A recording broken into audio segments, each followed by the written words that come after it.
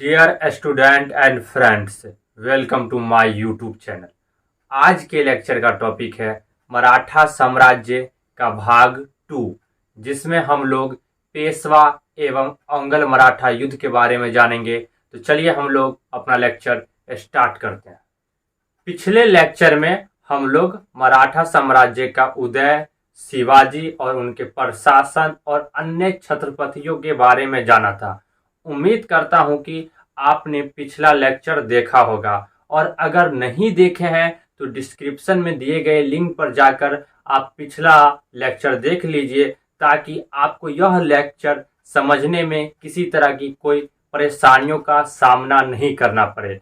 तो पिछले लेक्चर में हम लोगों ने विभिन्न छत्रपतियों के बारे में जाना था। उन्हीं छत्रपतियों में से एक छत्रपति के साहू जी थे, जिनके बारे में हम लोगों ने जाना था, जो 1707 से लेकर 1749 ईस्वी तक छत्रपति थे।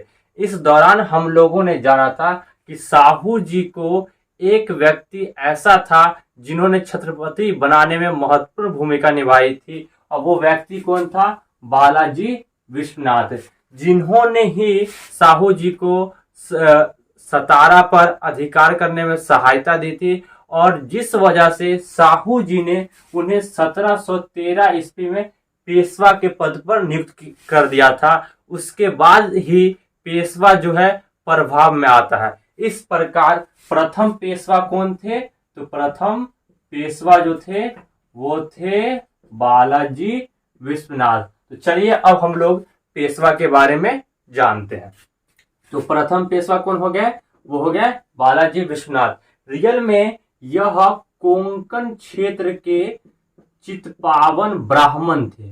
ये कौन थे? तो ये कोंकण क्षेत्र के चित्पावन ब्राह्मण थे। इन्हें मराठा साम्राज्य का द्वितीय संस्थापक के रूप में जाना जाता है। पिछले लेक्चर में हम लोगों ने जाना था कि मराठा साम्राज्य की जो स्थापना की थी वो कौन की थी? शिवाजी। हालांकि मराठा साम्राज्य का द्वितीय संस्थापक किन्हें कहा जाता है? तो वो कहा जाता है बालाजी विश्वनाथ को।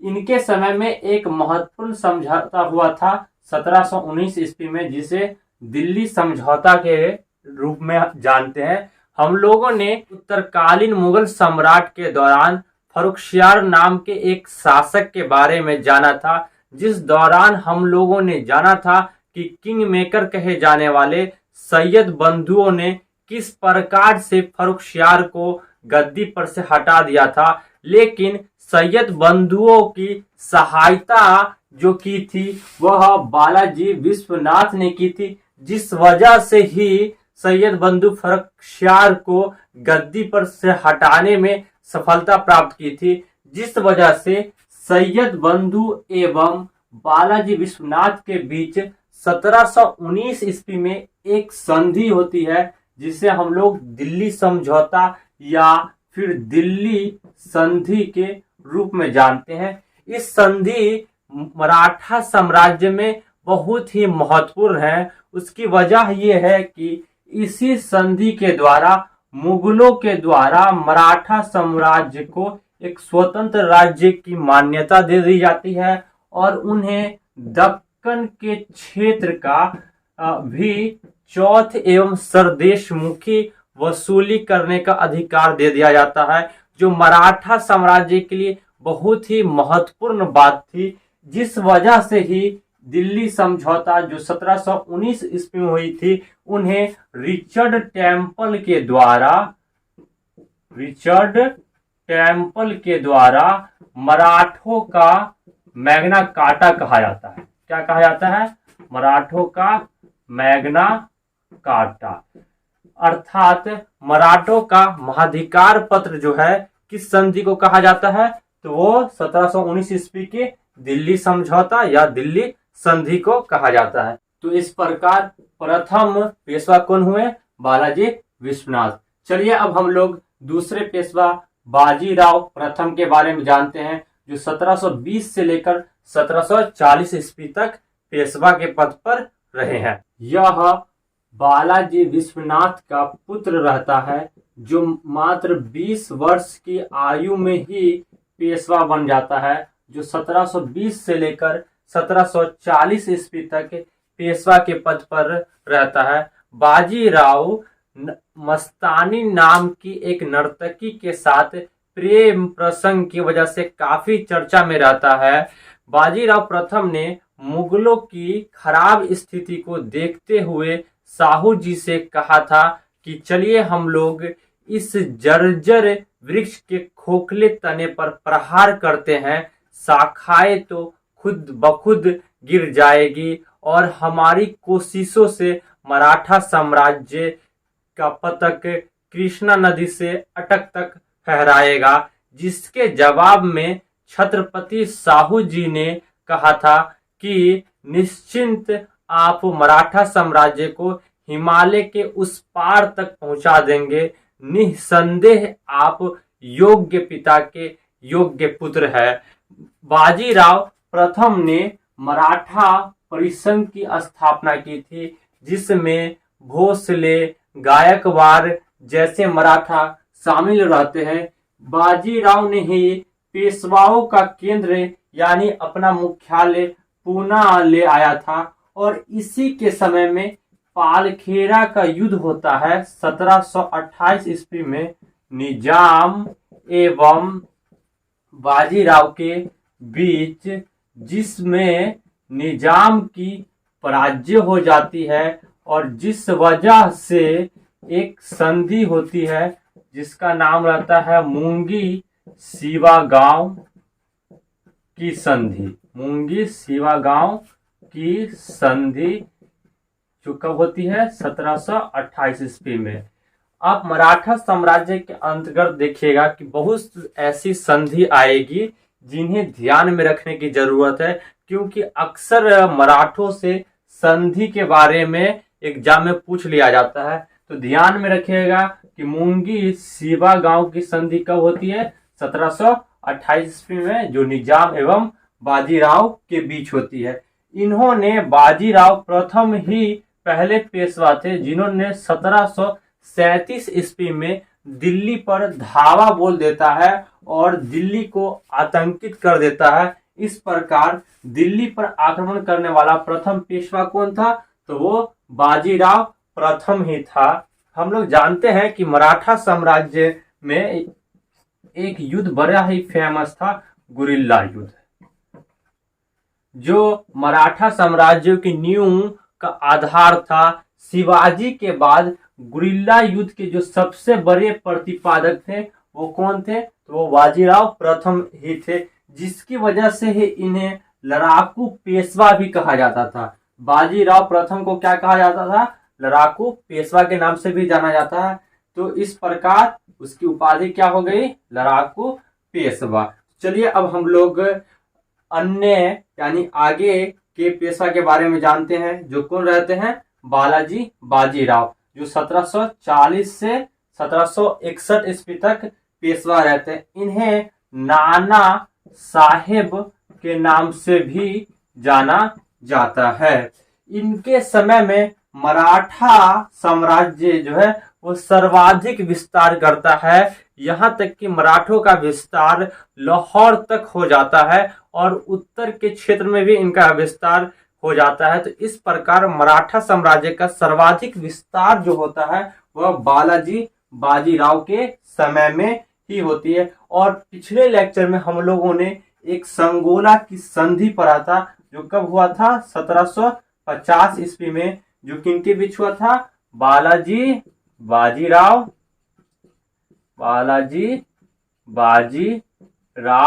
एवं छत्रपति माधव राव के बीच। इसी संधि की वजह से होता क्या है कि छत्रपति की जो भी संपूर्ण शक्ति रहती है वह पेशवा को स्थानांतरित कर दी जाती है और छत्रपति के पद को समाप्त कर दिया जाता है। यहाँ से पेशवा वास्तविक शासक बन जाता है और पानीपत का तृतीय युद्ध होता है 1761 ईस्वी में मराठा एवं अहमद शाह अब्दाली के बीच। किनके बीच? अहमद शाह अब्दाली के बीच। यहाँ पे यहाँ पे माधव राव नहीं होगा, ये संगोला की संधि जो 1750 ईस्वी में हुई थी, ये बालाजी बाजीराव एवं राजा राम द्वितीय के बीच हुई थी। इसे आप करेक्ट कर लीजिएगा। तो चलिए, पानीपत का तृतीय युद्ध ये कब हुआ? 1761 ईस्वी में मराठा एवं अहमद शाह अब्दाली के बीच, जिसमें मराठों की क्या हो जाती है? पराजय हो जाती है। और जब मराठों की पराजय हो जाती है तो इन्हें की खबर बालाजी बाजीराव को एक व्यापारी कूट भाषा में देते हैं कि 2 मोती विलीन हो गए हैं, 22 सोने की मुहरें लुप्त हो गई है एवं तांबे और चांदी के सिक्कों की कोई गिनती ही नहीं है। इस खबर को सुनकर बालाजी बाजीराव वह असहम जाते हैं और इसे सह नहीं पाते हैं, जिसके कुछ दिनों बाद ही उनकी मृत्यु हो जाती है। इस खबर में जो 2 मोती विलीन की चर्चा की गई है वो इनके पुत्र विश्वास या विश्वराव एवं उनके जो चचेरे भाई रहते हैं सदा शिव भाव या राव, उसकी बात की गई है। ये दोनों इस युद्ध के मुख्य सेनापति रहते हैं। उसके बाद झलकी की संधि जो हैदराबाद के निजाम एवं बालाजी बाजीराव के बीच हुई थी। तो इस प्रकार आप देखेंगे कि प्रथम 3 पेशवा जो थे, जिसमें प्रथम पेशवा थे बालाजी विश्वनाथ, दूसरे पेशवा थे बाजीराव और तीसरे पेशवा थे बालाजी बाजीराव। इन तीनों पेशवा को संयुक्त रूप से महान पेशवा की संज्ञा दी जाती है। क्या दी जाती है? महान पेशवा। यानी प्रथम 3 पेशवा को महान पेशवा कहा जाता है, जिसमें कौन कौन है? बालाजी विश्वनाथ, बाजीराव, उसके बाद बालाजी बाजीराव। तो चलिए हम लोग अब आगे के पेशवा के बारे में जानते हैं। बालाजी विश्वनाथ के बाद जो पेशवा बनते हैं वह माधव राव रहते हैं, जो 1761 से लेकर 1772 ईस्वी तक पेशवा के पद पर रहते हैं। पानीपत के तृतीय युद्ध में जब मराठा की बुरी तरीके से पराजित हो जाता है, जिसकी वजह से मराठों की खोई हुई प्रतिष्ठा को वापस लाने की माधवराव भरसक कोशिश करते हैं और उसी क्रम में वह मुगल शासक शाह आलम द्वितीय को अंग्रेजी संरक्षण से छुड़ा लेते हैं और उन्हें दिल्ली की गद्दी पर बिठा देते हैं और खुद उनका पेंशन भोगी बनकर रहते हैं। और इसी के क्रम में इनके एक योग्य मंत्री रहते हैं नाना फडणवीस, जिसका नाम आप लोग सुने होंगे। जिस प्रकार उत्तरकालीन मुगल साम्राज्य में किंग मेकर की भूमिका सैयद बंधु निभाते हैं, उसी प्रकार मराठा साम्राज्य में किंग मेकर की भूमिका नाना फडणवीस निभाते हैं, जिन्हें मराठा राजनीति का चाणक्य के नाम से जाना जाता है। और इन्हें ग्रांट डफ के द्वारा मराठों का मैकियावेली कहा गया है। क्या कहा गया है? मराठों का मैकियावेली। इसी के समय में जब 1772 ईस्वी में इनकी मृत्यु हो जाती है तो मराठा में उत्तराधिकार के लिए संघर्ष प्रारंभ हो जाता है और साथ ही इन्हीं के समय में मराठा जो है 5 स्वतंत्र राज्य में विभक्त हो जाता है। 5 स्वतंत्र राज्य में बट जाता है, जिसमें पूना में पेशवा, ग्वालियर में सिंधिया,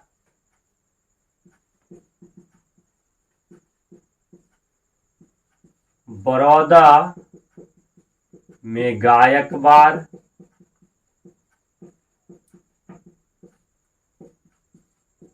इंदौर में होलकर, नागपुर में भोंसले। इस प्रकार इसके समय में, किसके समय में, माधवराव के समय में मराठा 5 स्वतंत्र राज्यों में बंट जाता है। एक पूना में पेशवा, दूसरा ग्वालियर में सिंधिया, बड़ौदा में गायकवाड़, चौथा इंदौर में होलकर, पांचवा नागपुर में भोंसले। उसके बाद जो पेशवा बनते हैं वह नारायण राव बनते हैं, जिनकी हत्या इनके चाचा रघुनाथ राव कर देते हैं और खुद पेशवा बनना चाहते हैं, लेकिन नाना फडणवीस की कोशिश से यह भागने में सफल होते हैं और अंग्रेजों के पास जाके शरण लेते हैं और उनसे 1775 ईस्वी में सूरत की संधि करते हैं, जिस वजह से औंगल मराठा युद्ध प्रारंभ होता है, जिसकी चर्चा अभी हम लोग आगे करेंगे। उसके बाद जो पेशवा बनते हैं वह माधव नारायण राव बनते हैं और अंतिम पेशवा जो रहते हैं वह बाजीराव द्वितीय रहते हैं। यह क्या रहते हैं? तो यह अंतिम पेशवा रहते हैं। तो यहाँ पे हमने इन पेशवाओं से संबंधित अन्य तथ्यों के बारे में नहीं लिखा है, क्योंकि एग्जाम में इनसे क्वेश्चन उतना नहीं बनता है। तो उम्मीद करता हूँ कि ये पेशवा से संबंधित महत्वपूर्ण तथ्य आपको समझ में आया होगा। तो चलिए अब हम लोग औंगल मराठा युद्ध के बारे में जानते हैं। मराठा पेशवा एवं अंग्रेजों के बीच होने वाले युद्ध को हम लोग औंगल मराठा युद्ध के नाम से जानते हैं और 3 औंगल मराठा युद्ध हुए थे, जिसमें से प्रथम औंगल मराठा युद्ध जो 1775 से लेकर 1782 ईस्वी के बीच हुआ था, जो सूरत की संधि 1775 ईस्वी के द्वारा प्रारंभ हुआ था और सालवाई की संधि 1782 ईस्वी के द्वारा समाप्त हुआ था। उस समय बंगाल का जो गवर्नर जनरल था वह वारेन हेस्टिंग था।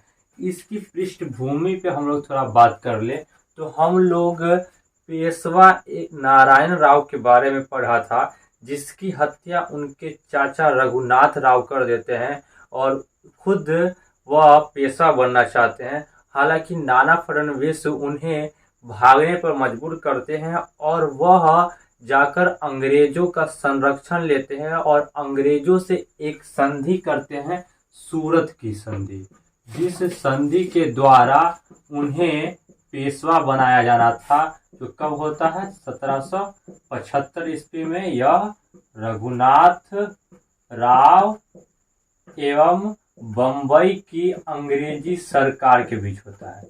बम्बई की अंग्रेजी सरकार के बीच होता है। इस संधि के द्वारा रघुनाथ राव को पेशवा बनाया जाना था। हालांकि इस संधि को कलकत्ता काउंसिल जो है वह अमान्य करार दे देता है, जिस वजह से एक दूसरी संधि होती है पुरंदर की संधि, जो 1776 ईस्वी में होती है और इस संधि को बम्बई की अंग्रेजी सरकार मानने से इनकार कर देता है और युद्ध छेड़ देता है, जिसमें मराठों की तरफ से यानी पेशवा का युद्ध जो है महादजी सिंधिया के नेतृत्व में प्रारंभ होता है और 1769 ईस्वी में महादजी पेशवा अंग्रेजों से पराजित हो जाता है और उन्हें बरगांव की संधि करने पर मजबूर किया जाता है और अंततः सालवाई की संधि के द्वारा यह युद्ध समाप्त होता है, जो कब हुआ था?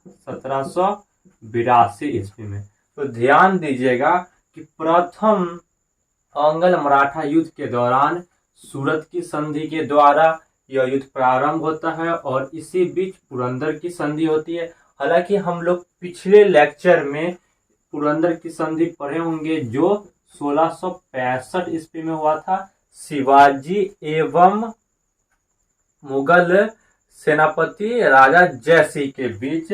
लेकिन यहाँ पे एक और पुरंदर की संधि है 1776 ईस्वी की। उसके बाद बरगांव की संधि 1779 ईस्वी और अंततः सालवाई की संधि 1782, जिसकी वजह से प्रथम औंगल मराठा युद्ध समाप्त हुआ था। मराठा साम्राज्य के इतिहास के दौरान संधि बहुत ही महत्वपूर्ण है, इससे एग्जाम में अक्सर क्वेश्चन आता है, तो इस बात का आप ध्यान रखें और इस संधि को याद रखेगा। चलिए अब हम लोग द्वितीय अंग्ल मराठा युद्ध की ओर बढ़ते हैं, जो 1802 से लेकर 1805 ईस्वी तक चला था। कहीं कि आपको 1806 ईस्वी तक भी मिल जाएगा। जो बेसिन की संधि 1802 ईस्वी के द्वारा प्रारंभ होता है, जो राजघाट की संधि 1804 ईस्वी के द्वारा समाप्त होता है, और उस समय बंगाल का जो गवर्नर था वह जॉर्ज बार्लो था। द्वितीय अंग्ल मराठा युद्ध के दौरान बेसिन की संधि बहुत ही महत्वपूर्ण है। इसे हम लोग बसिन की संधि के नाम से भी जानते हैं, जो 1802 ईस्वी में हुआ था। इस संधि के द्वारा बाजीराव द्वितीय जो है वह अंग्रेजी संरक्षण स्वीकार कर लेता है। अंग्रेजी संरक्षण स्वीकार कर लेता है, जिस वजह से मराठा के जो अन्य स्वतंत्र राज्य रहते हैं, जिसमें होलकर, सिंधिया, भोसले, वो अंग्रेजों के खिलाफ युद्ध छेड़ देते हैं। और उसके बाद जब होलकर एक युद्ध में पराजय हो जाता है, तो उन्हें देवा गांव की संधि करनी पड़ती है, जो कब होती है, यह 1803 ईस्वी में होती है। और यह देवा गांव की संधि किनके बीच होती है, भोसले एवं अंग्रेजों के बीच। इसी प्रकार सिंधिया को भी एक संधि करना पड़ता है, और उस संधि का नाम रहता है सुरजी अर्जुन गांव की संधि। और ये भी संधि होती है 1803 ईस्वी में किसके बीच, सिंधिया एवं अंग्रेजों के बीच। और अंततः राजा घाट की संधि, राजा घाट की संधि जो 1804 ईस्वी में होती है, ये होती है होलकर एवं अंग्रेजों के बीच। अंग्रेज में उस समय गवर्नर जनरल कौन रहते हैं, तो वो रहते हैं जॉर्ज बार्लो, जिसकी वजह से द्वितीय अंग्ल मराठा युद्ध समाप्त होता है। तो द्वितीय अंग्ल मराठा युद्ध के दौरान कई महत्वपूर्ण संधियां होती है, जिसमें सर्वप्रथम यानी सबसे महत्वपूर्ण रहती है बेसिन की संधि, जो 1802 ईस्वी में होती है बाजीराव द्वितीय एवं अंग्रेजों के बीच। और बाजीराव द्वितीय इसी संधि के द्वारा अंग्रेजी संरक्षण स्वीकार कर लेता है, जिस वजह से यह युद्ध प्रारंभ होता है। और देवा गांव की संधि, सुरजी अर्जुन गांव की संधि, राजाघाट की संधि इस द्वितीय अंग्ल मराठा युद्ध के दौरान ही होती है। उसके बाद तृतीय अंग्ल मराठा युद्ध, जो 1817 से लेकर 1818 ईस्वी के बीच होती है, यह लॉर्ड हेस्टिंग्स के समय होते। इस तृतीय अंग्ल मराठा युद्ध के दौरान बाजीराव द्वितीय किर्की के युद्ध में पराजित हो जाता है, और उन्हें 1817 ईस्वी में एक पूना की संधि करनी पड़ती है।